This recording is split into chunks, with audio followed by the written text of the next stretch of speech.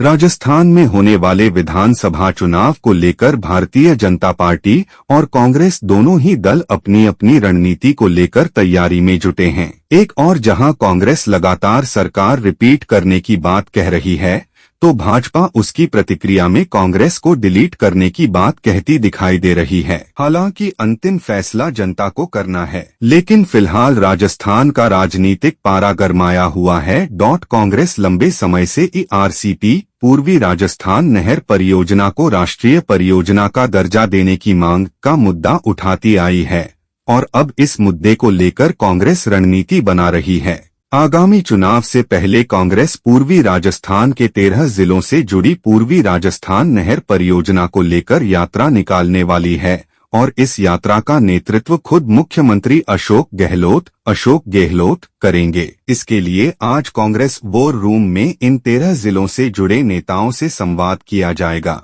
जहां इस यात्रा का रोड मैप तैयार होगा। इस यात्रा में गोविंद सिंह डोटासरा, सचिन पायलट सहित तमाम बड़े नेता साथ चलेंगे। इस यात्रा के माध्यम से पूर्वी राजस्थान की विधानसभा सीटों पर भाजपा को घेरने का प्रयास रहेगा। वहीं कांग्रेस पूर्वी राजस्थान में कांग्रेस राष्ट्रीय अध्यक्ष मल्लिकार्जुन खड़गे, राहुल गांधी, प्रियंका गांधी की बड़ी सभाएं कराने की तैयारी भी करेगी। कांग्रेस का कहना है कि प्रधानमंत्री नरेंद्र मोदी ने करीब 2 साल पहले अपनी सभाओं में पूर्वी राजस्थान के 13 जिलों को ईआरसीपी से जोड़ने का वादा किया था, लेकिन उसे अब तक पूरा नहीं किया। कांग्रेस सरकार का कहना है कि यदि केंद्र सरकार इसे लागू नहीं करती है तो हम इस परियोजना को शुरू करेंगे।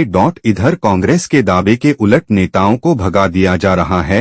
कांग्रेस नेता लगातार दावा कर रहे हैं राजस्थान में फिर से कांग्रेस की सरकार रिपीट होगी। मुख्यमंत्री अशोक गहलोत 156 के टारगेट की बात कर रहे हैं, लेकिन आए दिन सत्ता पक्ष के विधायकों का विरोध सामने आने लगा है। 2 दिन पहले मंत्री ममता भूपेश को सिकराय क्षेत्र में काले झंडे दिखाकर मुर्दाबाद के नारे लगाए गए, तो वहीं शुक्रवार को मंत्री मुरारी लाल मीणा का भी खुद के ही क्षेत्र में विरोध हुआ। दरअसल मंत्री मुरारी लाल मीणा लाडली का बांस में एक सड़क का शिलान्यास करने के लिए जाने वाले थे, लेकिन ग्रामीणों के विरोध की सूचना पर बीच रास्ते से ही बिना शिलान्यास के बैरंग लौट गए। वहीं ग्रामीणों का कहना है पिछले लंबे समय से लाडली का बांस से काली वाली ढाणी की सड़क खराब है, जिसको लेकर कई बार मंत्री मुरारीलाल मीणा को अवगत करवाया गया, लेकिन उन्होंने ध्यान नहीं दिया। लेकिन हाल ही में अपने किसी चहेते के यहां एक सेवानिवृत्ति कार्यक्रम में पहुंचे मुरारीलाल मीणा ने लाडली का बांध से गिरधरपुरा दमा वाली ढाणी की रोड स्वीकृत कर दी और इसका शिलान्यास करने के लिए आज जाने वाले थे,